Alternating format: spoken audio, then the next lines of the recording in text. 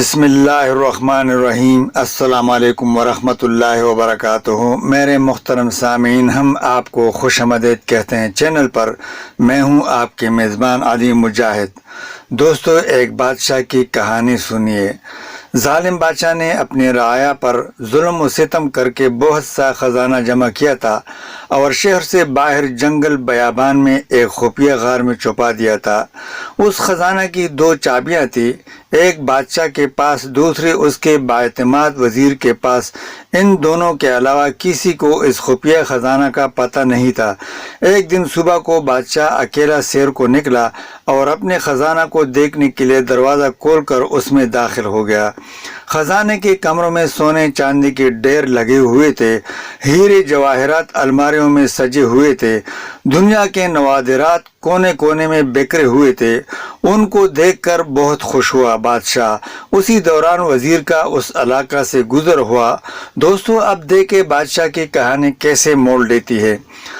वजीर ने खजाने का दरवाज़ा खुला देखा तो हैरान रह गया। उसे ख्याल हुआ कि कल रात जब वो खजाना देखने आया था, शायद उस वक़्त वो दरवाज़ा बंद करना भूल गया था। उसने जल्दी से दरवाज़ा बंद करके बाहर से ताला लगा दिया। उधर बादशाह जब अपने दिलपसंद खजाना के मुआयने से फारिग हुआ तो वापस ही दरवाजे पर आया, लेकिन ये क्या, दरवाज़ा तो बाहर से ताला था। उसने ज़ोर ज़ोर से दरवाज़ा पीटना और चीखना शुरू किया, लेकिन अफसोस उसकी आवाज़ सुनने वाला वहाँ कोई न था। वो लौट कर फिर अपने खजाने की तरफ गया और उनसे दिल बहलाने की कोशिश की, लेकिन भूख और प्यास की शिद्दत से उसे तड़पाना शुरू किया। वो फिर भागकर दरवाज़ा की तरफ आया, लेकिन बदस्तूर बंद था दरवाज़ा।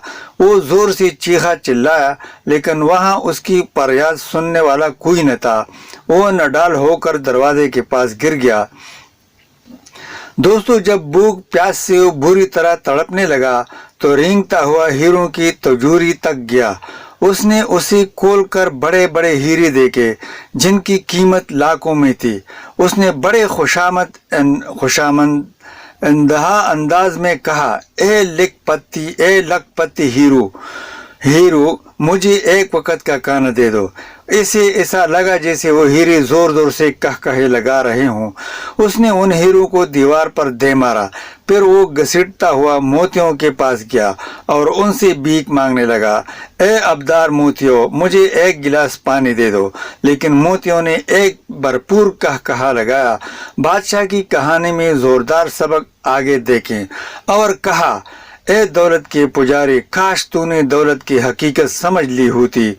तेरी सारी उम्र की कमाई हुई दौलत तुझे एक वक़्त का खाना और पानी नहीं दे सकती। बादशाह चकरा कर गिर गया। जब उसे होश आया तो उसने सारे हीरे और मोती बिखेर कर दीवार के पास अपना बिस्तर बनाया और उस पर लेट गया। वो दुनिया को एक पैगाम देना चाहता था, लेकिन उसके पास कागज़ और कलम नहीं था। उसने पत्थर से अपनी उंगली कुचली और बहते हुए खून से दीवार पर कुछ लिख दिया। हुकूमती अहदेदार बादशाह को तलाश करते रहे, लेकिन बादशाह न मिला।